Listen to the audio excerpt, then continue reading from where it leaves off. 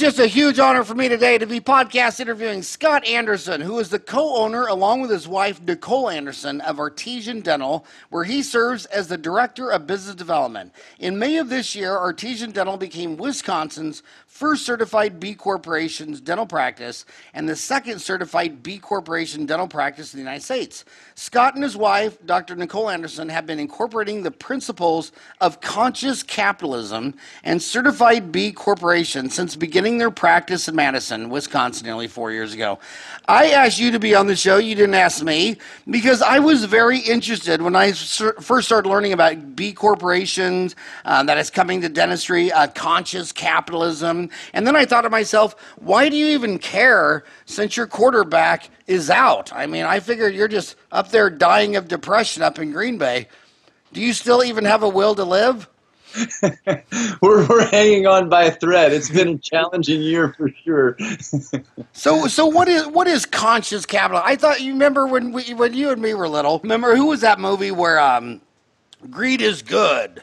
Remember that movie, Greed is Good? Gordon Gekko. Gordon Gekko.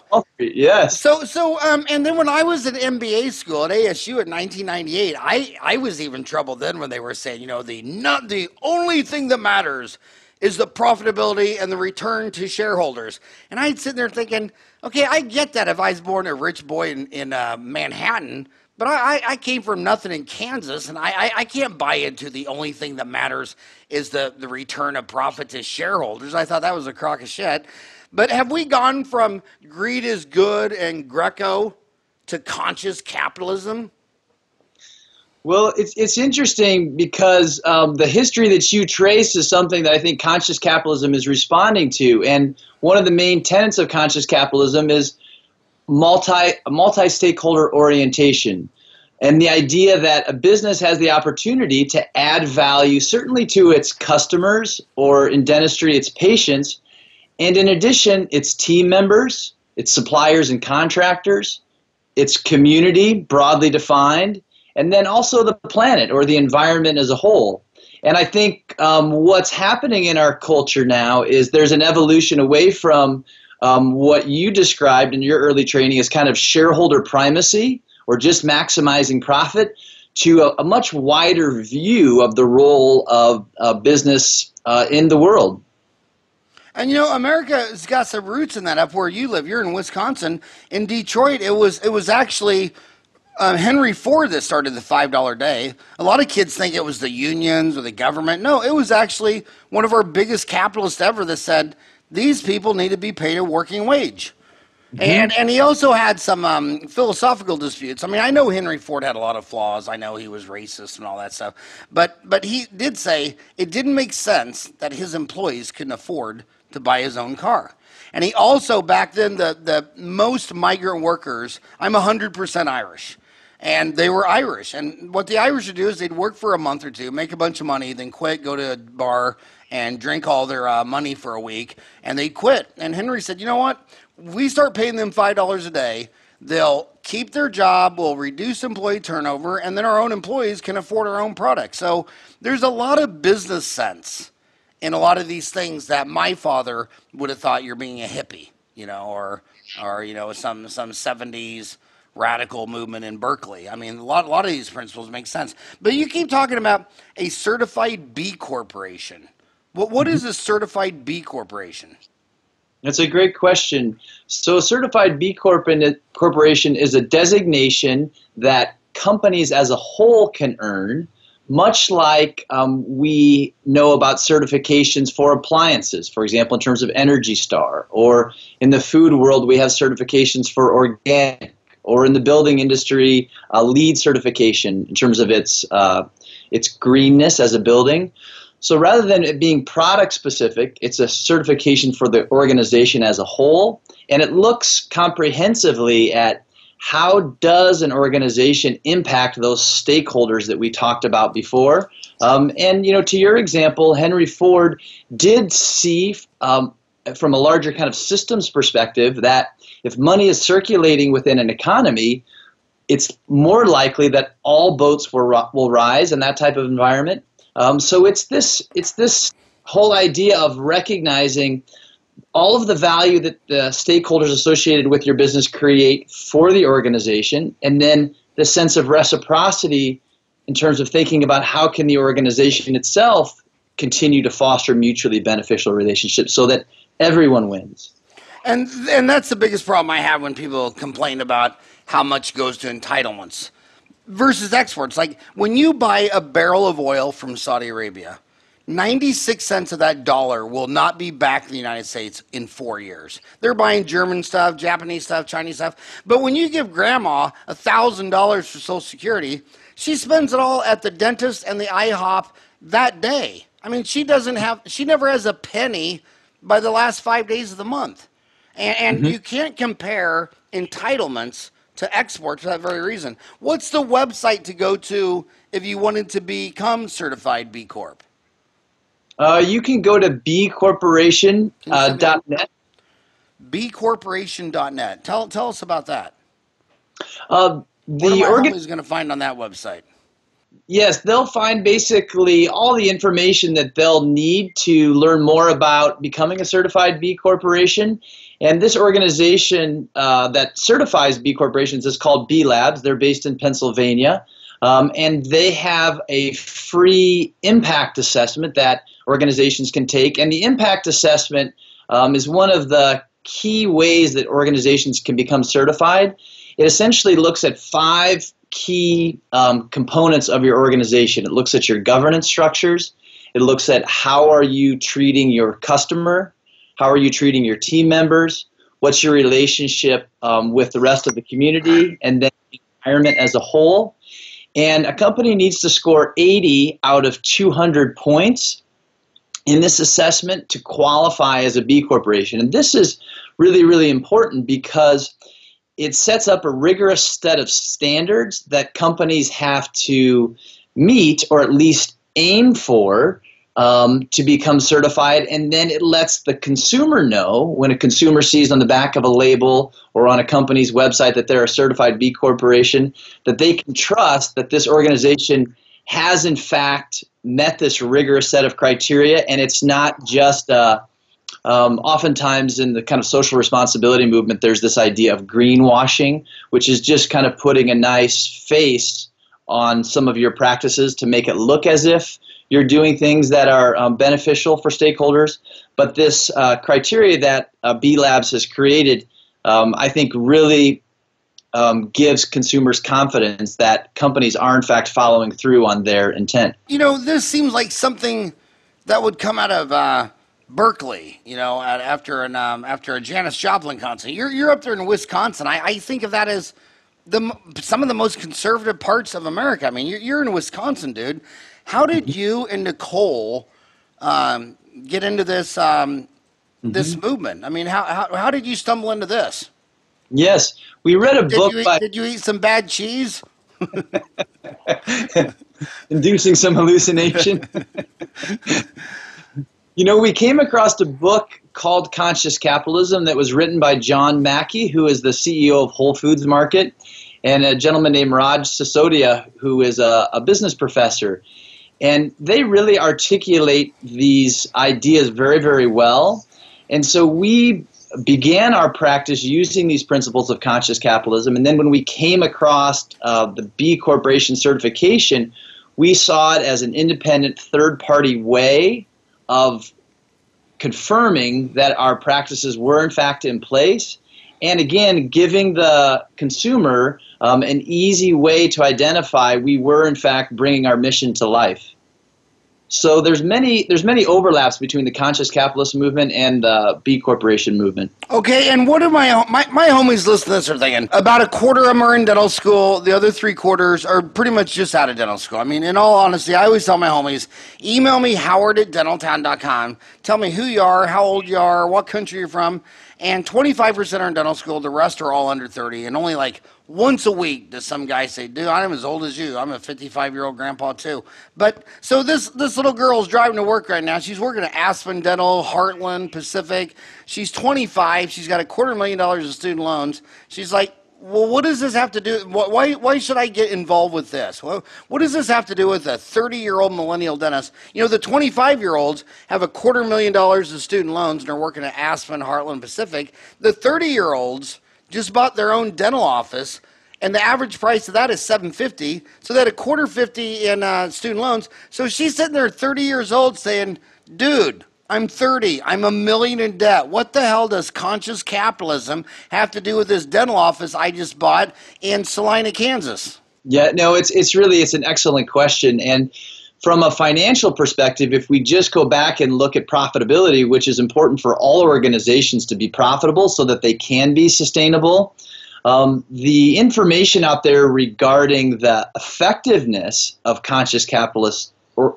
oriented organizations is very, very strong. And so a few examples in the literature are, if you look at the organizations that have earned Fortune magazine's Best Places to Work honor, in a study that was done looking at those organizations, they have outperformed the S&P 500. So that would be one data point. Another data point would be there's a nonprofit out there called Ethisphere. And what they do is they create annually a list of the most ethical companies in the world. And in a study looking at those companies versus the S&P 500, they outperformed financially. And then Raj Sisodia, the co-author of Conscious Capitalism, also wrote a book called Firms of Endearment. And this is about, nice. Which is a nice spin on the old movie Terms of Endearment for those older listeners. In this book, he looked at companies, large companies that had very strong cultures, and they had a multi-stakeholder orientation, and they far outperformed the S&P 500, and he even showed that they outperformed the so-called good to great companies, which are those companies that were outlined by Jim Collins in his well-known book. And then there is another group of researchers out of Harvard that has showed that in a group of large U.S. companies, those companies that, again, have a strong culture and they think more holistically about the relationship between stakeholders, they too outperform market averages. So from a financial perspective, it makes sense. And in terms of how could that be, one of the focuses of a conscious company is really satisfying and delighting your customers at a very, very high level.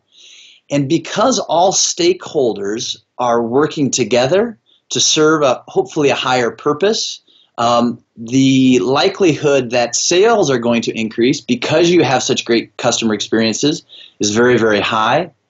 It's also another great way to attract the best talent because increasingly studies are showing that team members are looking for more than just financial compensation and fringe benefits. They're actually looking to work with an organization that has shared values and it has a higher sense of purpose.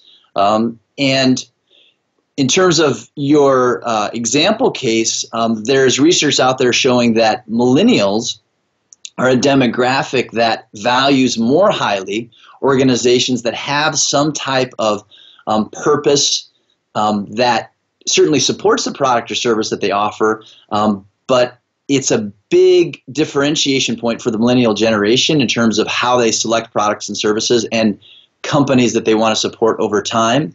And when we looked at this question of what supports loyalty to an organization over time, one of the most important factors is this shared sense of values.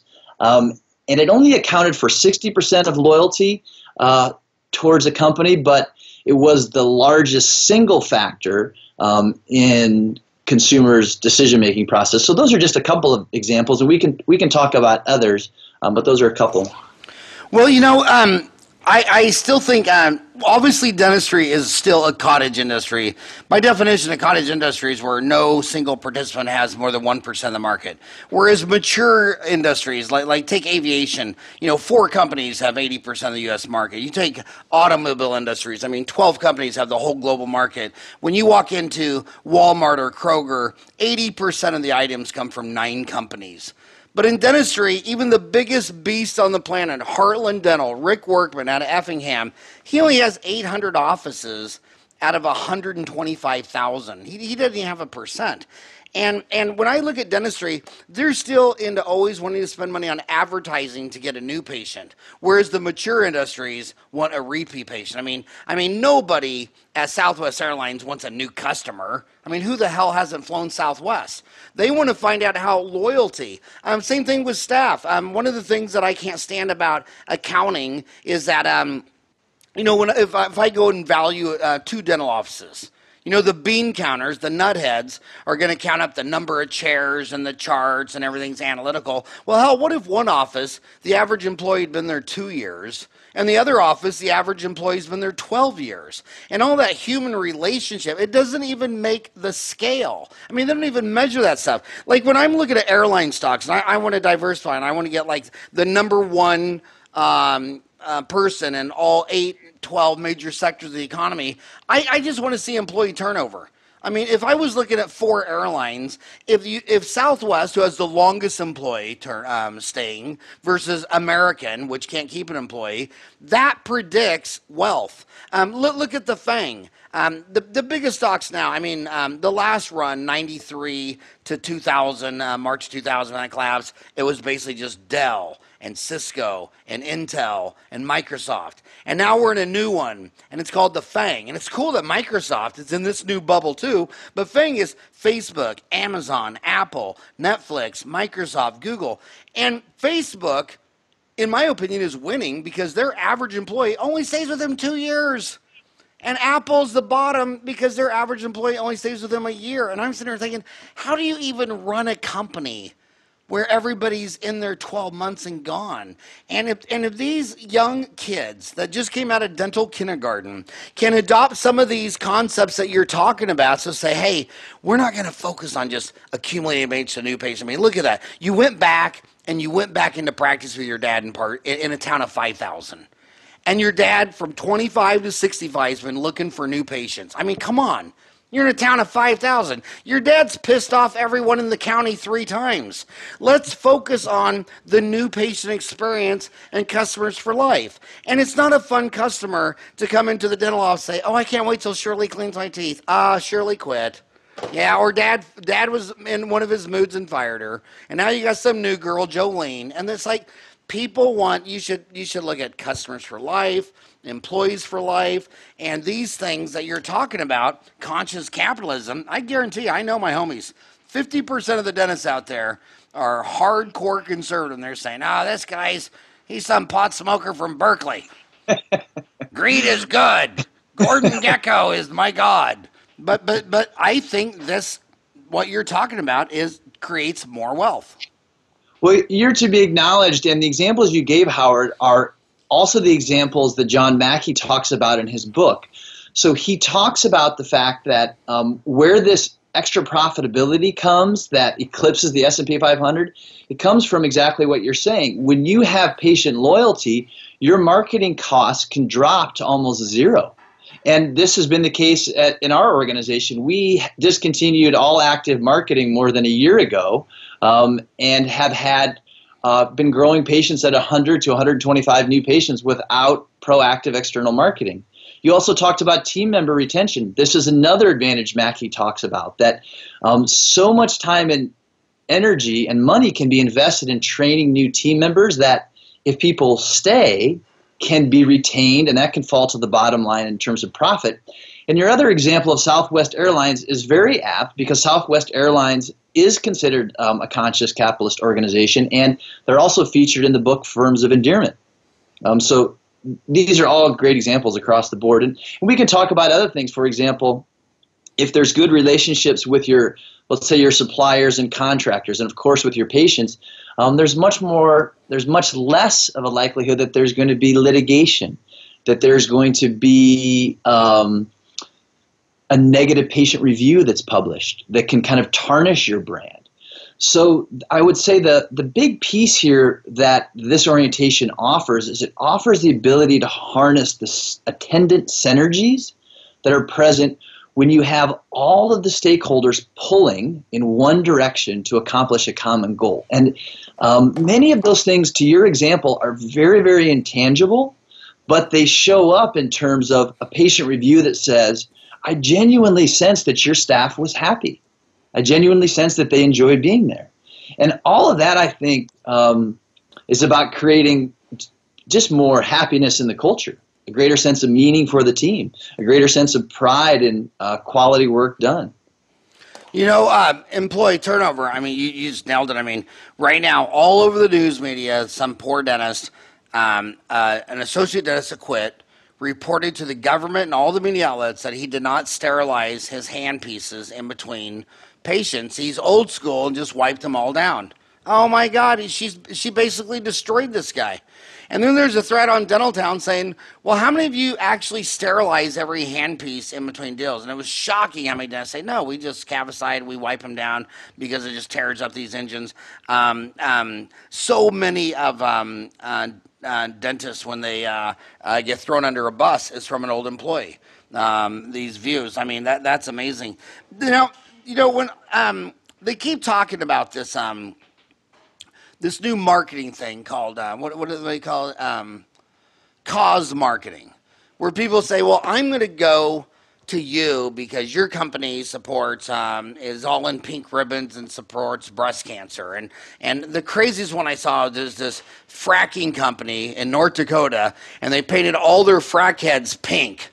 And I'm like, I just don't associate fracking with, breast cancer. But obviously it was a cause to him. But I have seen in the field, I mean, I'm out there. I lecture pretty much every week. This weekend I lecture in 2 cities. And I'm meeting dentists in places like California, where they'll call their local utility, and the local utility will say, well, for a little higher price, all your electricity can come from solar.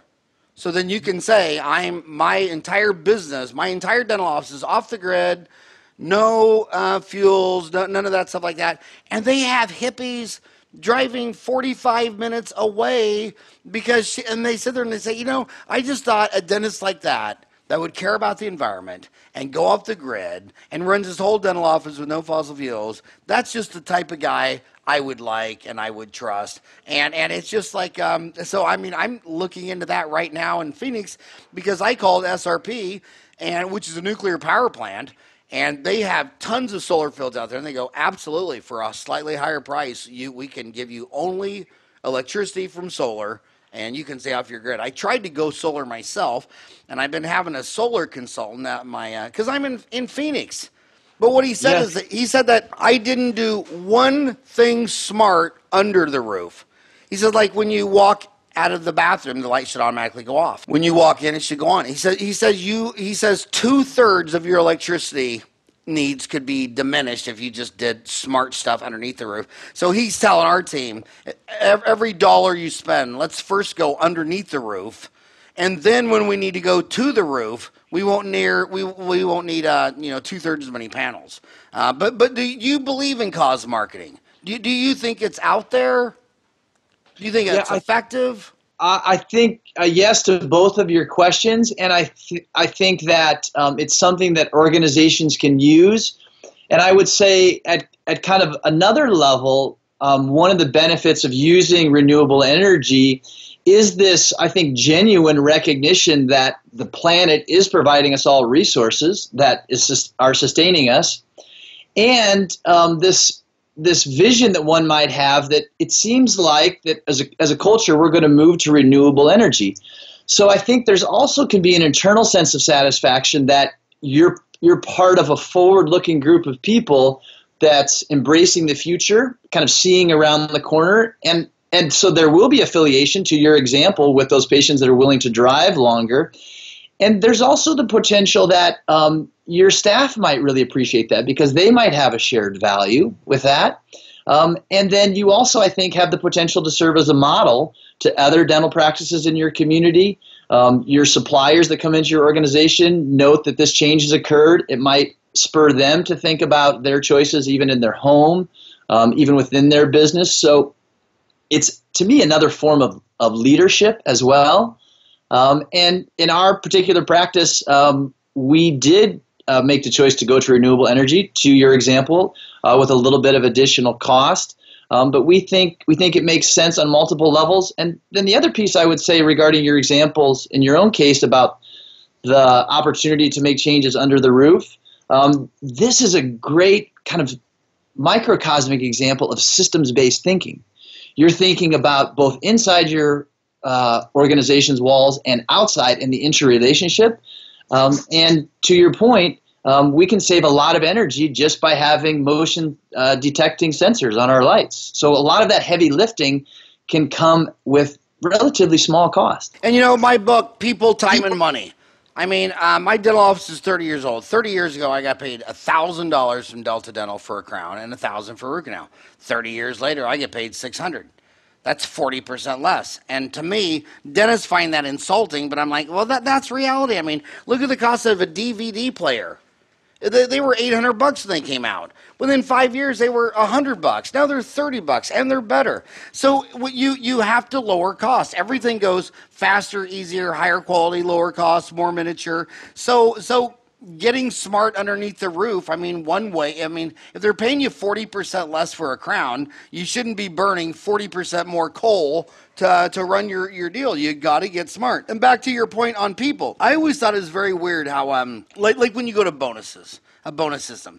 Well, people who make money at the $10 to $15 an hour, they were never motivated by money. If they were motivated by money, they would be making $10 to $15 an hour.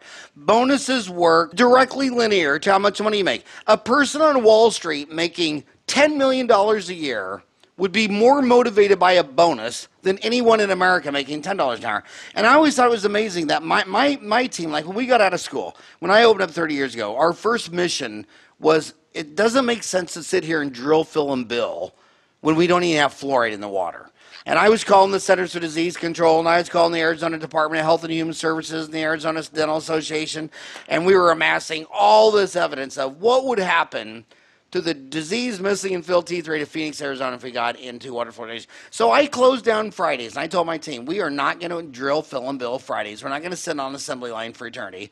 And all day Friday, me and my 2 dental assistants and my 2 hygienists and my 2 receptionists, we were going to call city councilors. We're going to work that campaign. And I was so young and dumb at 24. I thought this would take it's a no-brainer decision. So what could this take? Like a month, 2 months, 3 months max? Yeah, it took 2 years. But it gave them so much purpose, so much passion. When the city council of Phoenix voted it in 8-1, we all cried. Yes. You're really to be acknowledged, Howard. That's a fantastic story. And that's why that assistant stayed with me for 30 years. That's why I've got so many people that are with me 20 years. It's about purpose and passion. I mean, who cares how much money you make? Because when you die, we're all going in the same size coffin. I mean, no one gets the high rise, That's right. I really feel the same way. And I think what you're pointing to, Howard, is how do we redefine as a culture what is success? And I think success can include many things beyond profit maximization. Profit maximization can be part of it, but it can go beyond that. And your example is a great one of that, where you're thinking on a much more macro scale, how can I promote the oral health of the whole Phoenix area through this high leverage activity called fluoridating the water, and moreover, being persistent even when the timeline got protracted. And it's people like you that actually evolve the systems in our culture so that the quality of life of everyone increases. And it sounds like, as I listen to you talk about your whole business philosophy, from early on in your life, you've been a long-time conscious capitalist. And you probably have the infrastructure in place to become a certified B Corporation now. So I would encourage you to consider it, just walking through the assessment process, and you may score high enough as you are today. Well, or maybe do you have numbers on this? I mean, how many dentists are there, and how many of them have got this certification? Do you have any numbers on this? Yes, currently in the United States, there are 2 practices. Permanente Dental is one group up in the West, and Artisan Dental is the second. There is a group in the country of Chile that is certified. There's another dental practice in Italy that's certified. And then there's some smaller kind of industry supporting organizations that are certified. There's a group called Direct Dental Administrators that's helping companies basically self-insure, create their own dental self-insurance. Preserve is a company that produces toothbrushes that are made out of recycled materials. Preserve makes toothbrushes? They're made out of recycled material, and they make a extensive line of recycled products, from picnic products to cutlery. I'm Googling right now. Preserve toothbrushes. Preserve toothbrushes. And there's a smaller company. Now, are they out of UK? Preserve, I think they might be in the southeast, but I'm not exactly sure where they're headquartered. Preserve products. Toothbrushes. Now, I've heard of the bamboo toothbrush, and that's toothbrush and lightweight preserved toothbrush. That is a new one for me. You stumped me. That's why I love this show. I'm the only one who's listened to all my own shows, and I'm the only one that's learned anything from all my shows. But that is amazing. Preserved, yeah. Well, recycling, you know what really threw me for a loop on that is, again, I was born in Kansas, 1962. So, of course, I was white, Republican, Catholic, conservative. I mean, that's just the purple stuff you're fed at birth. And I walked away from so much of that. And what made me walk away from all these anti-views on recycling and the environment and all that was a dentist heard me saying something to my lecture. His name was Jason Luchtefeld. And he said, okay, dude, you're totally wrong, but you're smart. I mean, if you get A's in calculus and physics and geometry, I mean, dentists, that's what I love about my homies. I mean, dentists are smart. You're never going to find someone that gets an A in algebra, chemistry, biology, and physics and knows that 23 ATP come out of a Krebs cycle. But like my mom spent the night with me last night. She's 80 years old. She only lives with the Catholic Church. You couldn't change her mind with a crowbar, okay, regarding the Catholic Church. I mean, she still thinks they went south when they switched the masses from Latin to English. I mean, you can't give it. But anyway, but this book, it was called Cradle to Grave, and it was made in recycled plastic. It was saying, look, dude, go to Europe, go around the world. If you see any structure that made it 500 to 1,000 years, was it made out of plywood and styrofoam and carpet? No, it was all stone and tile. So you build your house out of stone with tile floors, do it one time, it'll be there in 1,000 years. But if you put paneling and carpet and all that, every 5 or 10 years, you're throwing all this crap in landfills, and then you're putting new stuff that's leaching formaldehydes and toxins and all this stuff. And I read through this whole book, and I thought, damn, it's actually better business to be an environmentalist and start looking at, and we were talking earlier about keeping customers for life, keeping staff for life. It's nice to keep facilities for life. And it's really changed because when I was little, you walked into all those fast food restaurants, it was all disposable crap. You walk into a Chick-fil-A, it looks like a neutron bomb could go off and nothing would be disturbed. I mean, everything's rock, cement. Even the light bulbs, it's just like a bulb hanging from a wire. I mean, I don't know how you could do property damage in a Chick-fil-A. I mean, what would you have to have? If you walked in there with an AK-47 and shot the place up, nothing would happen. I mean, it's just, and that's cheaper. They don't have to throw everything away every 7 years. That Chick-fil-A will look fine in half a century. That's right. And you're pointing to, what are the maintenance costs for Chick-fil-A? They're probably very, very low as well. So again, these are great examples of systems-based thinking. And how can we think over longer tracks of time? And, cathedrals, to your example, are great examples. I mean, those are structures that are now still around for, half of millennia. So sustainability in many ways is an idea that we know as civilization. We know about sustainability, and your example of Henry Ford, we know about systems thinking. We know about circulating money through an economy. I think that sometimes we just need to kind of remind ourselves of that. You know who was the biggest knockoff in dentistry of Henry Ford? Who? The number one dental company that just idolizes Henry Ford. It was actually Ken Austin of ADEC Dental Chairs out there in Oregon. And basically, he was an engineer, and what he loved the most about Henry Ford is that his first car was $668.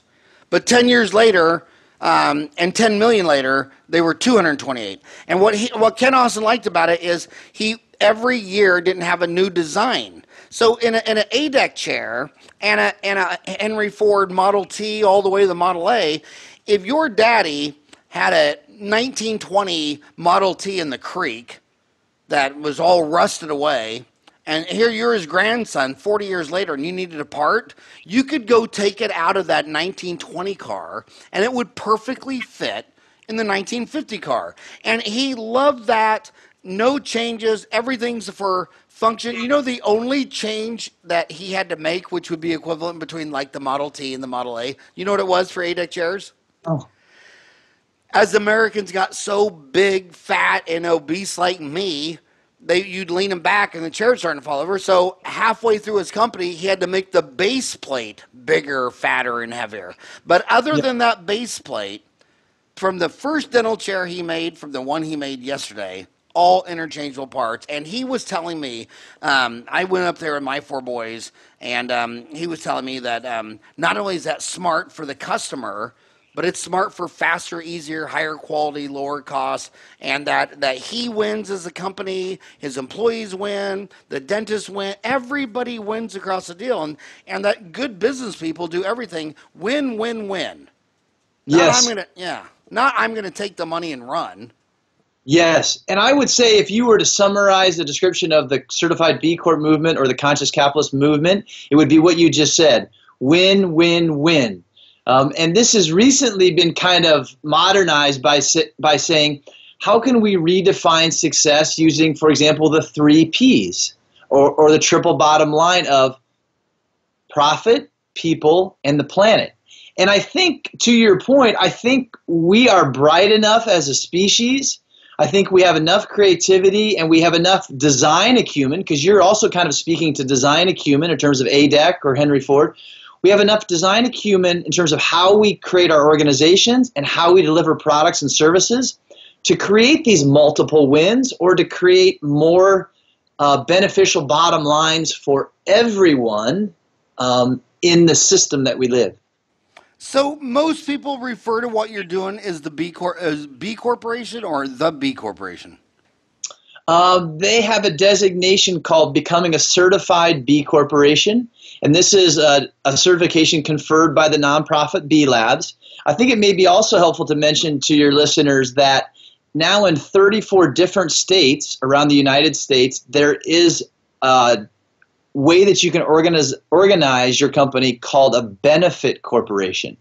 So this is a distinct designation from the certified B Corporation. It's something that states confer, and you organize much like you would organize as a C Corp or an S Corp or an LLC.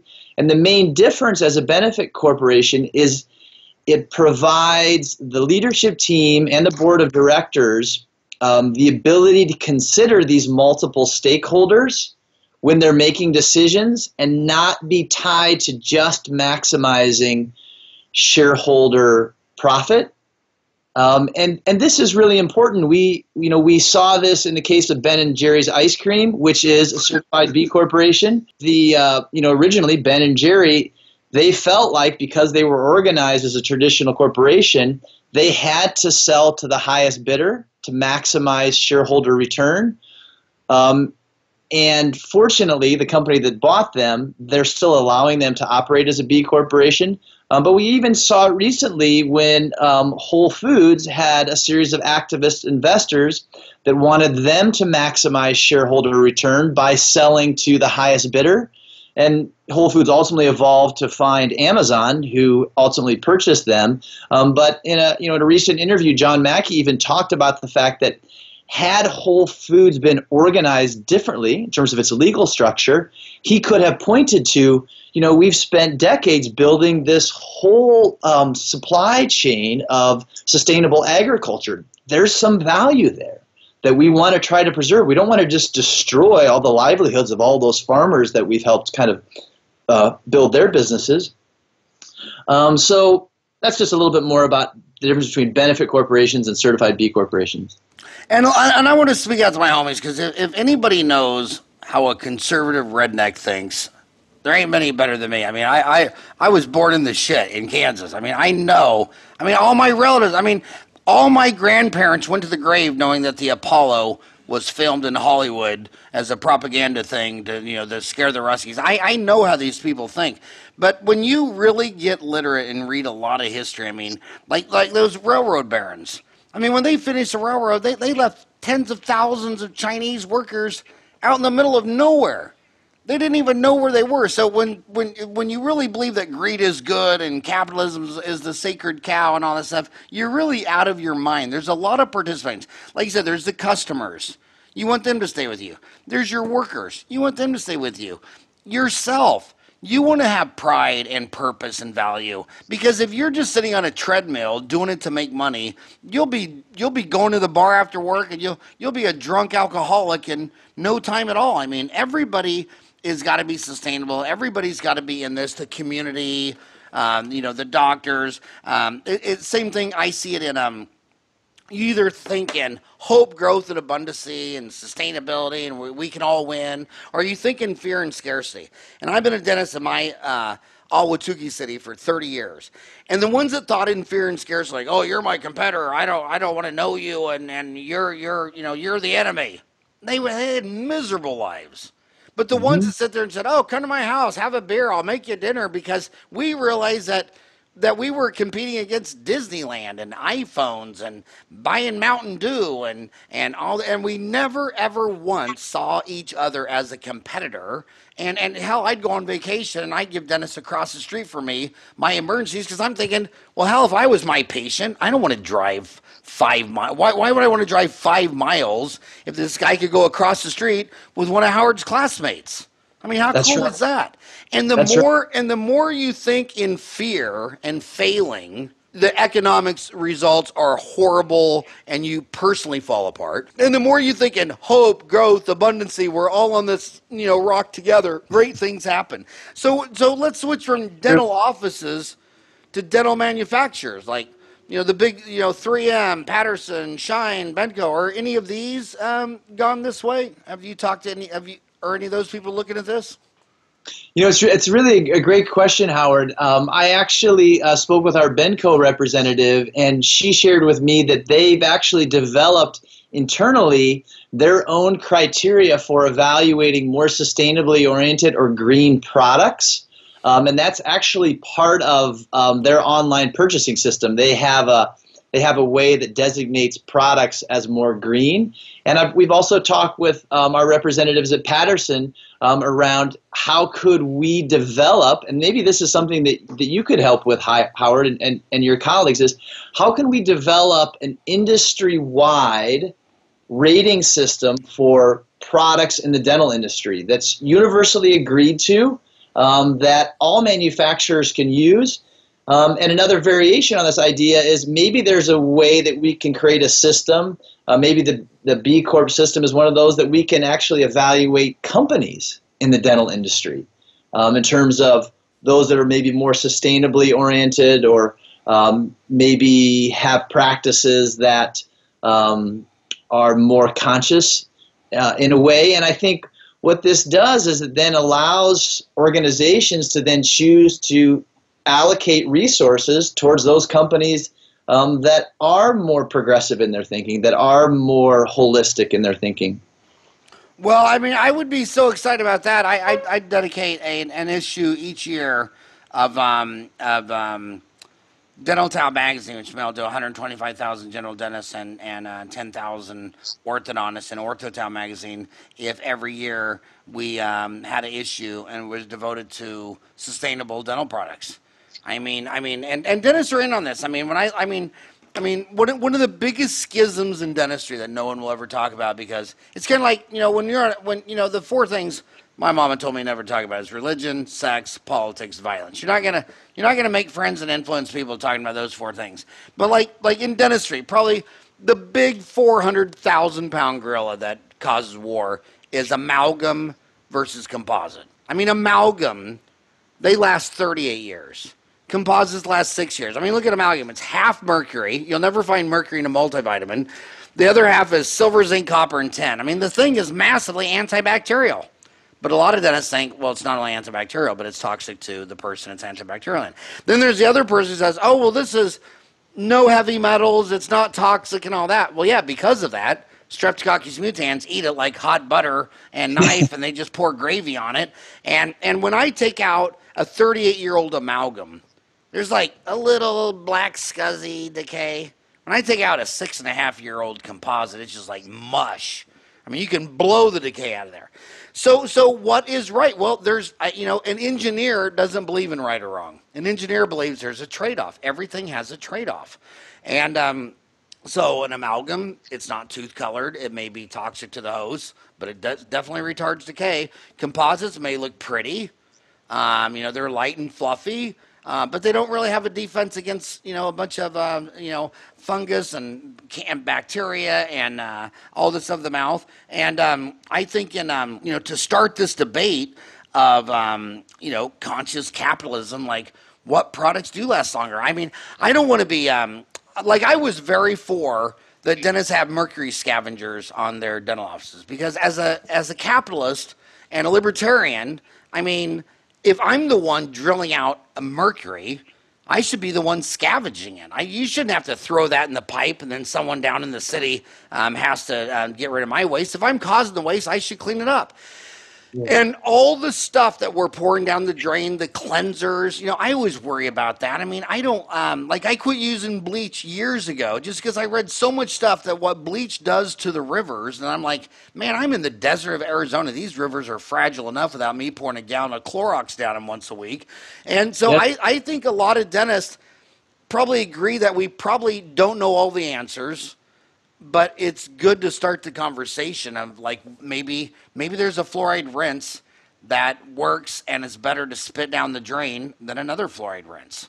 Just we need to start the conversation. And I'm sure 1,000 years from now, you and me will both look like Fred and Barney Flintstone. I mean, I'm sure. I mean, we don't even know what dark matter is. We don't even know what dark energy is. That's making the universe fly apart faster than light. I mean, dark energy is expanding the universe so fast that these galaxies where their light can only come at us 186,000 miles a second is being thrown away from us faster than that. So every generation going forward, they'll actually see less galaxies. And so if you don't even know that, I'm sure we don't know everything. But I would love to get the companies involved and the dentists involved. We could do something like the Townie Choice Award where we just ask we got 250,000 dentists on Dental Town. We just put up an easy no-brainer deal. Vote. What is your favorite? Conscious capitalism. Would you call it biodegradable? What other buzzwords go with conscious capitalism? In terms of products? Yeah. In terms of products, I think, buzzwords would be those that are less toxic, those that are more biodegradable, those that have less packaging, that have less toxins involved in producing them, and then also that are healthy for the people at those companies making those products to make, that they don't have any kind of side effects for the people producing the product. But I really like the way you're framing the discussion, Howard, because now it's really then a design challenge. It's really about creativity and engineering. How can we invent a better material? How can we design around this problem? And I think we as humans have that potential. Yeah, and I've podcasted the CEOs of the biggest companies in dentistry. I mean, Ivoclar, Shine, all that. And Bob Ganley of Ivoclar, he says, trust me, he says, at Ivoclar, we definitely know that these cosmetic fillings are inert, and we're looking at 30,000 different chemicals saying you obviously, they're obviously someday we'll be able to put something in it. So when a Streptococcus mutans starts eating the filling, it'll say, I don't like that. I'm going to go eat something else, or just die. I mean, I have the Terminex man come to my house every month, but I don't know how good the Terminex is for my friend. In fact, you know what my neighbor told me just yesterday? My neighbor had artificial grass. But 10 years ago, when they put down the artificial grass, they said, well, we're going to spray you dirt so you don't have weeds. So now they took out the artificial grass because they wanted to go back to natural grass. Nothing has been able to grow there for like 3 years. So it's like, I don't know what the hell they sprayed on my soil. But he says, I'll buy big plants from Home Depot, plant them in the soil, 30 days, they're all dead. He said, I don't know what the hell they did, but, again, it's that trade-off. So you want to spray a chemical so that you don't have weeds growing underneath your fake grass, but now you decide to go to fake grass, now you're probably living in an environmental toxic zone. But I like these conversations, and like I say, when I was little, any form of conversation like this, and I was 10 and under, it was some dope smoking hippie from Berkeley, probably just left a Janis Joplin concert. They were probably on drugs, and the guy saying it's, doing a shot at Jim Beam with a beer. And so I really like how this is evolving. Should my homies, will they learn anything going from your website, Artisan Dental Madison, or is that just your dental office, or will they learn anything about B corporations and everything we're talking about? They can certainly go to our website and they can look at some of the background that we have on B corporations.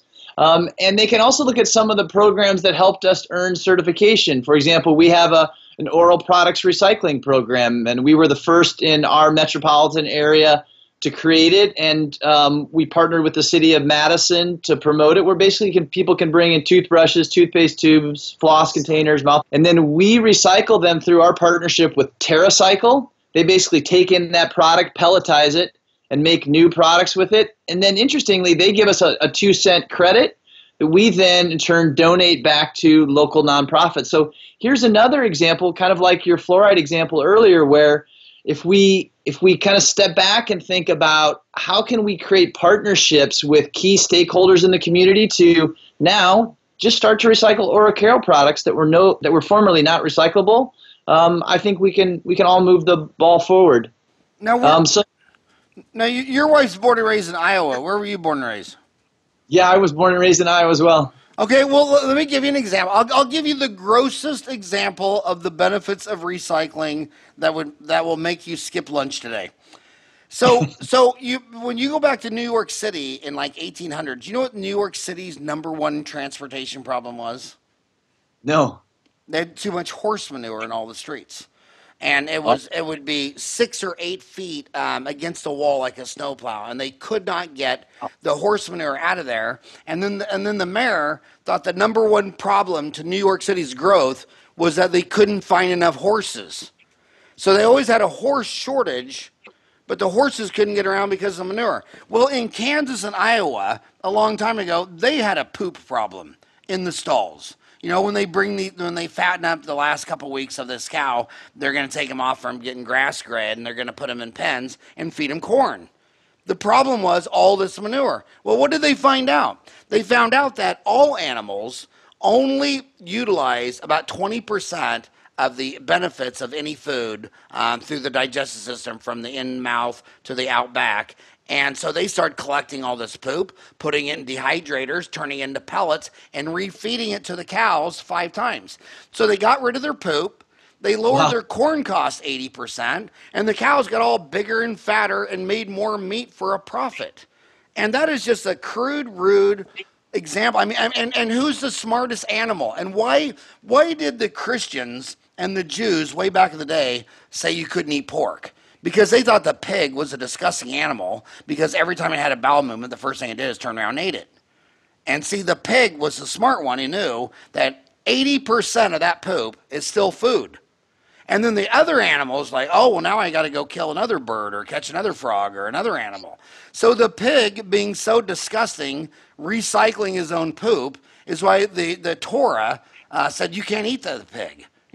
And then it was later on overturning Christianity that you could actually eat the pig, and now we're all fat on bacon. But the bottom line is there's big money in recycling. It's usually anything that's sustainable is better, smarter, more profitable, gives your staff more purpose, gives you more purpose, gives your customers something to believe in you. Because if your wife, Nicole Andersen, owned an automotive shop and my engine light went on, the American people call the engine light the idiot light. Because I don't know what it is. So I go into your auto garage, and Nicole Andersen, head engine in chief, says, well, dude, you need a whole new transmission. Well, how? I don't know. What am I supposed to do? I grew up with 5 sisters and played Barbie dolls till I was 12. It's the idiot light. I'm in pure faith. And then she comes to me, and I say, Nicole, you got 5 cavities. So she's looking at me like, I have to trust you, and you have to trust me. And these little things around you, like long-term staff, high morale staff, other missions and purpose, community involvement. Oh, he's in the city council, or he's in the city chamber, or he's in the Boy Scouts, or he sponsors the local Little League club. These are all clues to say, I know it's scary to have to trust someone with your transmission or your teeth, but that's the way it rolls. And I think this is to get accredited in something like this is an amazing thing to help me make you trust me. That's right. And I think that's very well said, Howard. And I think that's a great example that the customer is looking for all of those signals from the organization to say, what are your values? What are your ethics? What's your larger intent?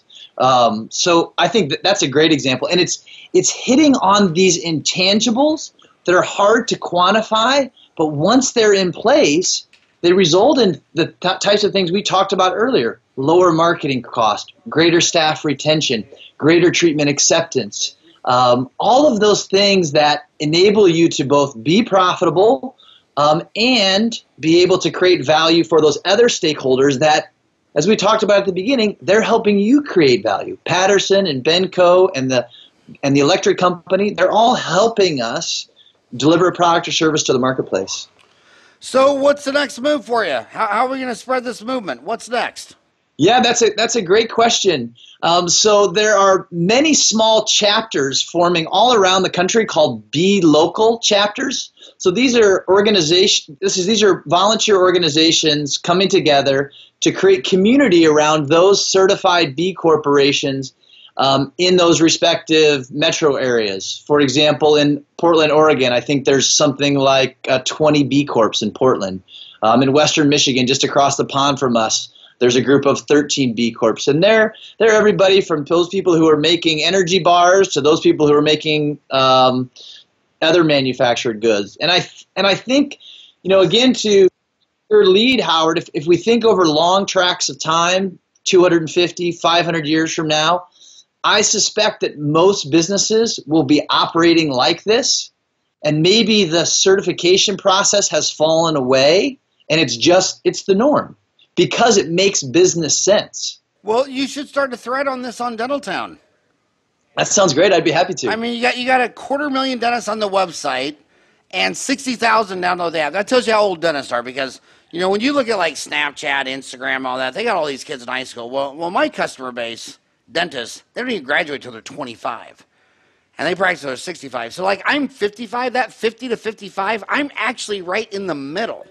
So we're one of those old people companies. So we still have more people on the desktop than the smartphone, if that'll blow your mind. We got 60,000 on the app, 250,000 on the website. You should go start a thread on this. And then I'm Howard at Dentaltown, but the editor is Tom at dentaltown.com, the editor of the magazine, and you should write him an article for the magazine. And then I'm out there lecturing every week, and it's funny because when people come out and say, "Oh, I love Dentaltown," I say, "What do you love about it?" And I realize every week, 4 out of 5 are still talking about the magazine because they're that damn old. And the only people, when they say Dentaltown, does that mean that the app and the website and all things digital, they're always under 30. But there ain't no 55, 60, 65-year-old dentist on the internet. And one of the reasons the dentists are still not digitally involved is because the greatest job destroyer of all time in America was the answering machine. Because it turned out there were about 3 million women that their only job was to take a call and write down a number because her male boss is on the phone. So the answering machine, the second biggest one was the ATM machine, which got rid of about 30,000 bank tellers a year for a decade. But these dentists, it's only dentists, physicians, and lawyers that all still have a secretary.